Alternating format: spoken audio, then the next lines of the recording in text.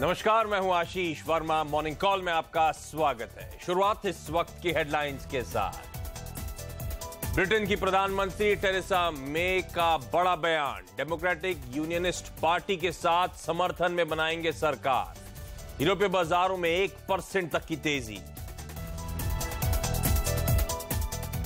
Technology शेयरों में भारी मुनाफा वसूली से नैस्डैक करीब 2% फिसला, हालांकि डाउ आधा % ऊपर बंद। एशिया की कमजोर शुरुआत, एसजीएक्स निफ्टी आधा % नीचे। जीएसटी काउंसिल ने सस्ते सिनेमा टिकट, इंसुलिन समेत 66 प्रोडक्ट्स पर जीएसटी दरें घटाई। छोटे कारोबारियों को भी टैक्स में राहत, 18 जून को अगली बैठक। एक्सपोर्टर्स को जीएसटी से होने वाले नुकसान के लिए राहत पैकेज का ऐलान कर सकती है सरकार। ब्याज दर वापसी स्कीम में मिल सकती है ज्यादा सब्सिडी। सीएनबीसी आवाज एक्सक्लूसिव। सुबह 11 बजे पीएसयू बैंक प्रमुखों से मिलेंगे वित्त मंत्री अरुण जेटली। एनपीएस के हालात की होगी समीक्षा। बैड लोन की रिकवरी के प्लान पर भी चर्चा संभव। इंटर मिनिस्टेरियल ग्रुप आज टेलीकॉम इंडस्ट्री के साथ करेगा बैठक। वित्तीय मुश्किलों और हालात सुधारने के उपायों पर भी होगा विचार। और दक्षिण अफ्रीका को 8 विकेट से हराकर चैंपियंस ट्रॉफी के सेमीफाइनल में पहुंची टीम इंडिया। जसप्रीत बुमराह बने मैन ऑफ द मैच। सोमवार की सुबह जी हां, नए हफ्ते की शुरुआत होती हुई और बीता हफ्ता आपको याद होगा कंसोलिडेशन का था। लास्ट टू लास्ट वीक अच्छा उछाल, बीते हफ्ते सेंसेक्स निफ्टी एकदम फ्लैटिश कामकाज करते हुए नजर आए। तो इस लिहाज से सब जानना चाहते हैं कि यह हफ्ता कैसा पैन आउट होने वाला है। ध्यान रखें, इसी हफ्ते एफओएमसी की 2 दिनों की बैठक कल से शुरू होनी है और ज्यादातर लाइक्लीहुड है कि ब्याज दरें बढ़ती हुई आपको नजर आएंगी। और ऐसे में आज के लिए संकेत स्क्रीन पर। डाउ और एसएनपी तो फ्लैट से हरे निशान में कामकाज कर रहे थे, लेकिन नैस्डैक ने अब तक के सबसे उच्चतम स्तर लगाए इंट्राडे में। उसके बाद भारी मुनाफा वसूली टेक्नोलॉजी शेयर्स में, इसीलिए वो पॉकेट 2% की कमजोरी। लेकिन यूरोप भी इंपॉर्टेंट है। हेडलाइन में मैंने मेंशन करा, थेरेसा मे की पार्टी ने कहा है कि वो मिलकर सरकार बनाने की तैयारी कर रहे हैं और इसीलिए आपने देखा यूरोपियन मार्केट्स में मजबूती के साथ कामकाज। लेकिन एशिया की तस्वीर इतनी बेहतर नजर नहीं आ रही है। एसजीएक्स निफ्टी आपकी स्क्रीन पर आएगा आधे % से ज्यादा की कमजोरी के साथ इस हफ्ते की शुरुआत होने के इंडिकेशंस एसजीएक्स से आते हुए। ऐसे में सीएनबीसी आवाज के मार्केट से रिटर्न अनिल सिंघवी का मानना है किसी भी गिरावट, किसी भी कमजोरी में भारतीय बाजारों में खरीदारी करने के आपको मौके ढूंढने चाहिए। तो क्या स्ट्रैटेजी होगी, किन लेवल्स पे खरीदारी करें, अनिल और साथ साथ बाजार के एक और एक्सपर्ट किरण जाधव से करेंगे बातचीत। लेकिन पहले ग्लोबल संकेत और सीधे चलते मेरे सहयोगी नीरज वाजपेयी के पास। नीरज, हाय, गुड मॉर्निंग। Good morning. किस तरह के क्यूज है मेरे लिए? देखिए, संकेत बुरे नहीं कहूंगा मैं, बेहतर है। हालांकि अमेरिका में शुक्रवार को टेक्नोलॉजी शेयरों में अच्छी खासी गिरावट देखने को मिली। हालांकि उसी दौरान उन्होंने एक हाइज बनाए, लेकिन वहां से profit booking, pure profit booking देखने को मिली, जिसकी वजह से वहां कमजोरी बढ़ी। लेकिन ओल्ड इकोनॉमी इंडेक्स जो डाउ जोन्स है वो हरे निशान के साथ बंद हुआ, ऊपर बंद हुआ। उसकी एक वजह यह है कि टेरेसा मे को चाहता है अमेरिका की ये वहीं की प्रधानमंत्री बनी रहे ब्रिटेन की, और वहां से खबरें भी आ रही हैं कंजर्वेटिव पार्टी ने जितनी सीटें जीत लेंगी अब और किसी दूसरे के लिए सरकार बनाना संभव नहीं है, और वो सरकार बनाने का दावा भी कर रही है। तो इस पॉजिटिविटी के साथ वहां पे कारोबार हुआ। लेकिन टेक्नोलॉजी में जैसे मैंने कहा प्रॉफिट बुकिंग, इसलिए वो इंडेक्स आपको नीचे दिखेगा, लेकिन दूसरे इंडेक्स ऊपर थे, मजबूती के साथ कारोबार हुआ। क्रूड और गोल्ड में कोई खास मूवमेंट नहीं था, एक रेंज, छोटी सी रेंज के अंदर वो ट्रेड करते रहे। और ये हफ्ता इस लिहाज से भी महत्वपूर्ण है कि फेड वाली बैठक होनी है। हालांकि आउटकम उसका पता है लोगों को, वो इस प्राइस में डिस्काउंटेड है। सुनना उनको ये है कि कमेंट्री क्या होती है कि इस साल के बाकी के जो महीने होंगे, 6-7 महीने, उसके दौरान फेड का रुख क्या होता है, तो वो इंपॉर्टेंट है। लेकिन बाजार के संकेत खराब नहीं है। यूरोप, जैसा कि आपने बताया कि एक मजबूत के साथ बंद हुए, तो नेट ग्लोबल क्यूज बिल्कुल खराब नहीं है, बेहतर संकेत है ट्रेडिंग के लिहाज से।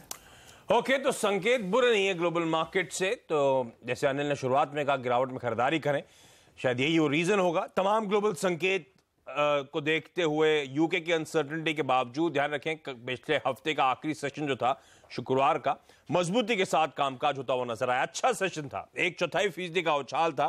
बेहद शानदार रिकवरी हमने देखी जिनके दौरान आती हुई, और डेज हाईज के आसपास, ये आपकी स्क्रीन पर डेज हाईज के आसपास जाके भारतीय बाजार शुक्रवार को क्लोज में। ब्रॉडर मार्केट्स में तो और भी स्ट्रॉन्गर मोमेंटम था शुक्रवार को। मिड कैप स्मॉल कैप्स में आधे % का उछाल देखने को मिला और लीड करा बैंक निफ्टी ने। तो कंसेक्यूटिव सेशन था जब बैंक निफ्टी अपने रिकॉर्ड उच्चतम स्तरों पर जाकर क्लोज हुआ है।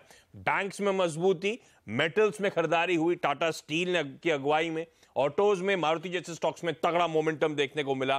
पर एफएमसीजी और आईटी भारतीय बाजारों में ये दो पॉकेट्स थी जो दबाव के साथ कामकाज कर रही थी। एफआईआईज ने 100 करोड़ रुपए के आसपास की बिकवाली करी कैश मार्केट में और डीआईएस की तरफ से 325 करोड़ रुपए के आसपास की बाइंग। लेकिन आज का सेशन कैसा पैन आउट होगा? एसजीएक्स निफ्टी तो काफी वीक स्टार्ट के इंडिकेशंस दे रहा है। ऐसे में मेरी रणनीति क्या हो, डेटा पॉइंट्स क्या सजेस्ट करते हैं? सीएनबी सिवास के मार्केट से डेटा अनिल सिंह भी अब मेरे साथ जुड़ते हुए। Anil ji hi, good morning. नए हफ्ते की शुरुआत होती है और डिसअपॉइंटिंग ये है कि एसजीएक्स निफ्टी थोड़ी वीक स्टार्ट के इंडिकेशंस दे रहा है। रणनीति क्या होनी चाहिए सर? गुड मॉर्निंग आशीष। ये तो अच्छी बात है कि इतना कमजोरी के साथ खुलने की संख्या दे रहा है, तो जहाँ खुले वही बिल्कुल वहीं खरीदारी करनी चाहिए। और लगता नहीं कि इतना कमजोर खुलना चाहिए, फिर भी अगर खुले तो मुझे लगता है 9600 का लेवल काफी अहम सपोर्ट है, तो इतना आसानी से टूटना नहीं चाहिए। तो 9600 के आसपास जहाँ शुरुआत हो वहीं पर खरीदारी कर लेनी चाहिए। 5-25 पॉइंट का स्टॉप लॉस रख सकते हैं। बाजार में मोमेंटम अभी भी बेहद स्ट्रांग है और खरीदारी घरेलू फंड्स की तरफ से जो हो रही है वो सपोर्ट निचले स्तरों से देगी और निचले स्तरों से काफी कुछ शॉर्ट्स भी है। 9600 के लेवल पर पुट रेटिंग जो इतनी जबरदस्त हुई है वो सपोर्ट देगी और जो कॉल्स बेचे हुए हैं वो लोग शॉर्ट कवर करने के लिए तैयार है। तो किसी भी लेवल से 50-75 पॉइंट से ज्यादा करेक्शन निफ्टी में अभी तो आ नहीं रहा है। ऐसा कोई रीजन है नहीं ग्लोबल मार्केट्स को देखते हुए भी कि बाजार बहुत कमजोर हो जाए। तो आज की गिरावट में मुझे लगता है खरीदारी का मौका देखना चाहिए। और दूसरी बात ये कि बैंक निफ्टी काफी मजबूत दिख रहा है निफ्टी के मुकाबले में, वहाँ ज्यादा मजबूती के संकेत है। तो अगर बैंक निफ्टी ये फार्म लोन वेवर की खबरों के चलते अगर कमजोरी के साथ खुले तो मेरे ख्याल से 23,400 23,500 बैंक निफ्टी पर बेहद मजबूत सपोर्ट है और उस लिहाज से 23,400 के आसपास स्टॉप लॉस रखना चाहिए। 23,500 के आसपास खरीदारी करें तो ज्यादा रिस्क रिवॉर्ड रेशियो बेहतर रहेगा। और 23,700 23,800 फिर से बैंक निफ्टी पर आता हुआ दिख सकता है। तो मुझे नहीं लगता कि ये कोई बहुत चिंता करने की बात है या बहुत घबराहट की बात है। हाँ, ये जरूर है कि हमारे बाजार खुलने तक थोड़ा सा एशिया पर नजर रख लें, बट मुझे लगता है अगर इतनी तेज गिरावट होती तो खुलते ही खरीदारी करनी चाहिए। ओके, तो शायद ये मौके होंगे अगर वाकई इतनी कमजोरी होती है। वैसे अनिल हाईलाइट करते हुए कि इतना दबाव एक्सपेक्टेड नहीं है ओपनिंग में, लेकिन अगर वाकई प्रेशर के साथ खुलता है तो वो बेहतरीन खरीदारी करने के मौके होंगे आपके लिए। 9600 के स्टॉप के साथ 9700 के लक्ष्य के लिए अप्रोच करें। और बैंक निफ्टी जिसकी अगुवाई में फिर से मोमेंटम पिकअप होता हुआ वह अभी भी स्ट्रांग नजर आता है, वहां पे भी खरीदारी करने के मौके 23,500 के लेवल्स के आसपास। बाजार पे एक और एक्सपर्ट किरण जादव.com के किरण जादव अब जुड़ते हुए। Kiran hi, good morning. क्या स्ट्रैटेजी होगी सर निफ्टी को लेकर? Ashish ji very good morning. Nifty में एक रेंज है 9630 on the lower side, 9680 on the higher side. इस रेंज के ऊपर या नीचे लॉन्ग या शॉर्ट पोजीशन बननी चाहिए। पर जैसे अनिल जी कह रहे थे, अगर 9630 के नजदीक आता है, खुलता है, तो उधर बाय करने की सलाह होगी। 9600 का स्टॉप लॉस लगाना चाहिए और फिर एक्सपेक्ट कर सकते हैं 9680 के लेवल पर। अगर 9680 क्रॉस कर देता है तो एग्रेसिव बाइंग करनी चाहिए, तब जाके करीबन टारगेट 9740 के देखने को मिल पाएंगे। ओके, तो खरीदारी करने का ही मन बनाए। अनिल भी कह रहे थे गिरावट खरीदारी करने के मौके और किरण भी वही कह रहे हैं, खरीदारी करके चले। 9630 के आसपास जितना उसके आसपास मिलेगा उतना कंफर्ट बढ़ेगा, रिस्क रिवॉर्ड फेवरेबल होगा। किरण भी मानते हैं 9680 और 9680 अगर क्रॉस हो जाता है, ब्रीच हो जाता है, तो फिर 9740 तक के लक्ष्य आपको निफ्टी पे नजर आएंगे। दोनों एक्सपर्ट्स मानते हैं 9600 के आसपास अपने स्टॉप लॉसेस प्लेस करें। किरण, स्टॉक स्पेसिफिक आइडियाज? दो स्टॉक आइडियाज है। एक तो दीपक नाइट्राइट वीकली चार्ट पे बहुत अच्छा दिखाई दे रहा है, डेली चार्ट पे बहुत अच्छे डिलीवरी बेस्ड वॉल्यूम्स देखने को मिल रहे हैं। तो मेरा मानना है कि इधर बाय करना चाहिए, स्टॉप लॉस 150 का लगाना चाहिए और टारगेट 160 का होना चाहिए। वेदांता मेटल स्टॉक्स बहुत ही शानदार प्रदर्शन कर रहे थे शुक्रवार के दिन में और वेदांता उसमें से एक अच्छा परफॉर्मर था। मुझे लगता है ये कंटिन्यू रहेगा आज। स्टॉप लॉस 240 रखना चाहिए और टारगेट के लिए 255 के लेवल एक्सपेक्ट कर सकते हैं। ओके, तो निफ्टी में खरीदारी करें। दोनों स्टॉक्स जो हाईलाइट कर रहे हैं किरण, दोनों खरीदारी करने के मौके, दीपक नाइट्राइट और वेदांता। खरीदारी करके चले। बाजार की कुछ और एक्सपर्ट्स की टॉप ट्रेडिंग स्ट्रैटेजीज अब आपकी स्क्रीन पर आएंगी। डेरिवेटिव ट्रेडिंग रिसर्च.com का मानना है एक और मेटल कंपनी और यह है टाटा स्टील, खरीदारी करनी चाहिए। 500 का स्टॉप और 520 के लक्ष्य के लिए। मैक्स ग्रोथ कैपिटल का मानना है एशियन पेंट्स, खरीदारी करके चले। 1143 का स्टॉप लगाएं और 1170 के लक्ष्य आपको नजर आएंगे। इक्विटी रश का मानना है कि डीएलएफ खरीदना चाहिए।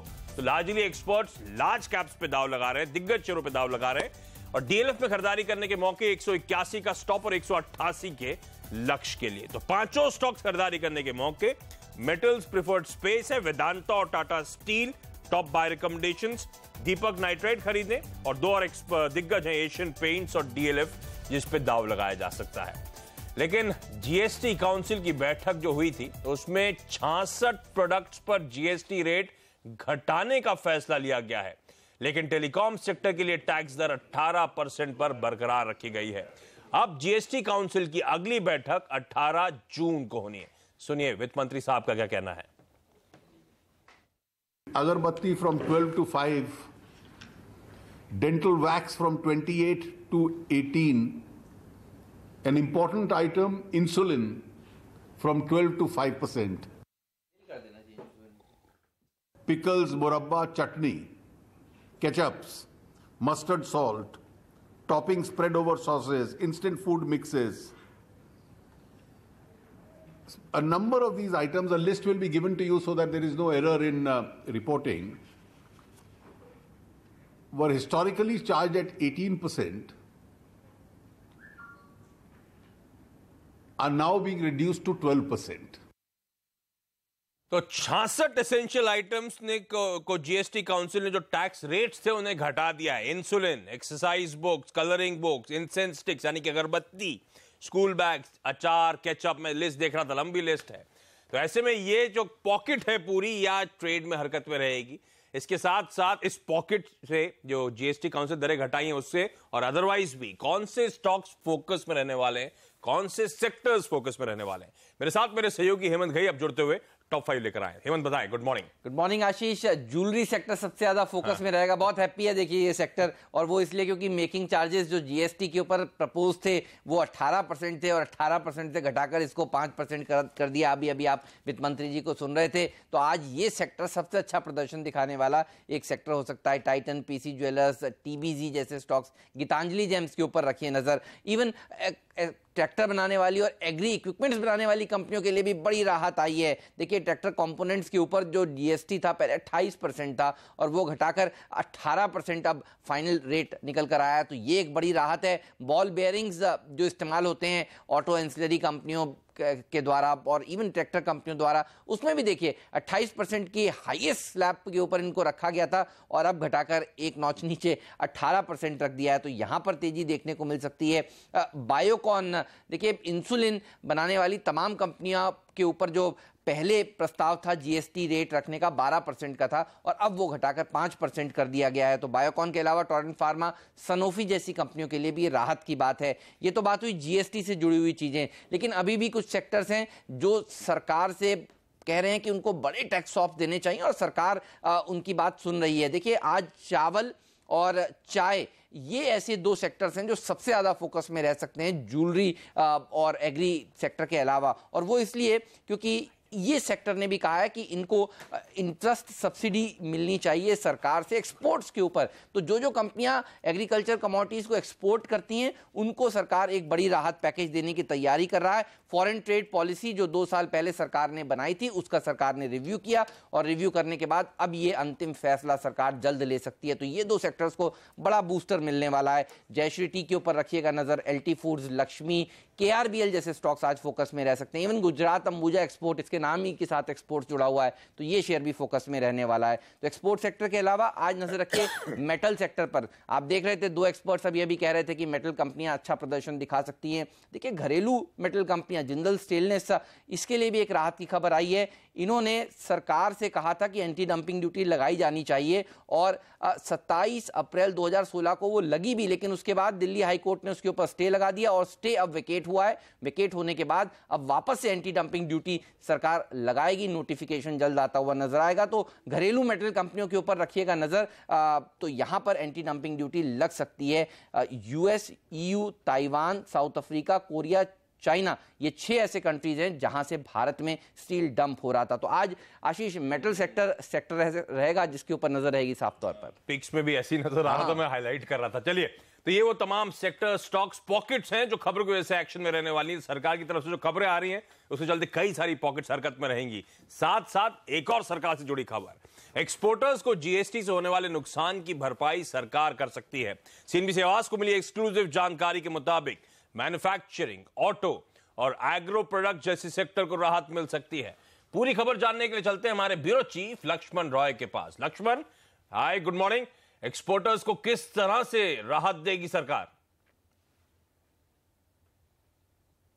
एक्सपोर्टर्स को सबसे बड़ी रियायत मिल सकती है ब्याज दर वापसी की स्कीम में बढ़ोतरी करके। ब्याज दर वापसी की स्कीम के तहत फिलहाल एक्सपोर्टर्स जो भी कर्जा लेते हैं उनके ऊपर उन्हें जो ब्याज चुकाना पड़ता है उसका 3% सरकार उन्हें वापस कर देती है।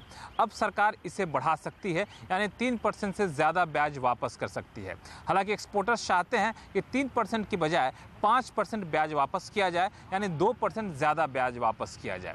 दूसरी जो राहत मिल सकती है वह है MEIS स्कीम के तहत। इस स्कीम के तहत एक्सपोर्टर्स जो ड्यूटी चुकाते हैं, इंपोर्ट ड्यूटी चुकाते हैं कच्चे माल के इंपोर्ट पर, उसमें उनको रियायत मिलती है। तो ये रियायत 2% से लेकर के 5% तक की होती है। तो इसमें भी बढ़ोतरी सरकार कर सकती है। और इसके पीछे असली वजह यह है कि GST लागू होने के बाद इन्हें जो नुकसान होगा उसकी भरपाई की जाए।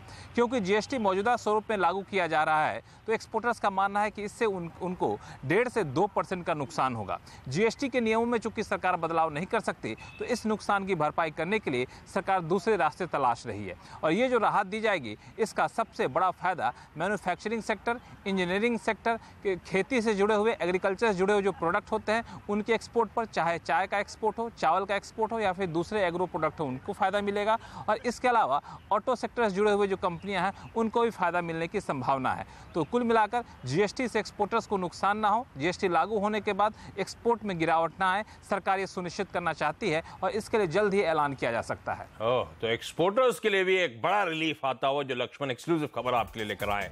लक्ष्मण, आपको धन्यवाद। और यहाँ पे छोटा सा ब्रेक के बाद कमोडिटी मार्केट्स की टॉप स्ट्रैटेजी।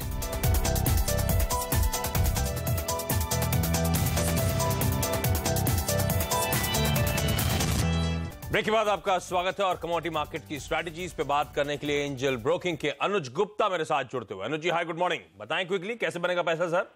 आशीष जी, गुड मॉर्निंग। अगर हम देखें तो last week gold lower level से बंद हुआ है, करीबन $1280 के नीचे। मुझे लगता है कि आज भी थोड़ी बहुत गोल्ड में एक प्रॉफिट बुकिंग देखने को मिल सकती है। तो गोल्ड के अंदर इंट्राडे के लिए बिकवाली कर सकते हैं करीबन 29,100 के आसपास। मेरी टारगेट करीबन 28,900 तक देखने को मिल सकता है। स्टॉप लॉस 250 के आसपास लगा सकते हैं। और अगर क्रूड की बात करें तो क्रूड में भी सप्लाई कंटिन्यूस बनी हुई है और इस बार देखें तो जो ऑयल रिग्स काउंट है वो करीबन 2005 के हाई पर आते हुए दिखाई दिए हैं। तो कहीं ना कहीं सप्लाई साइड जो है वो बहुत स्ट्रांग बनी हुई है। हमें लगता है इसकी वजह से क्रूड में और गिरावट देखने को मिल सकती है। तो कहीं ना कहीं क्रूड में भी इंट्राडे और वीकली पर्पस पे बिकवाली करके चल सकते हैं। नीचे हमें लगता है करीबन 2850 रुपए तक MCX में और नीचे करीबन $44 तक NYMEX में लेवल देखने को मिल सकते हैं। अगर करेंसी की बात करें तो हमें लगता है कि USD INR आज एप्रिशिएट होकर ट्रेड हो सकता है। तो USD INR में बिकवाली कर सकते हैं। नीचे करीबन 64.20 तक लेवल देखने को मिल सकते हैं। ओके, तो रुपया बेचे, गोल्ड और ऑयल दोनों में बिकवाली करने के मौके। अनुज जी, आपका धन्यवाद। और एक छोटा सा ब्रेक के बाद ब्रोकरेज हाउसेस के रडार पर क्या है ये बताएं।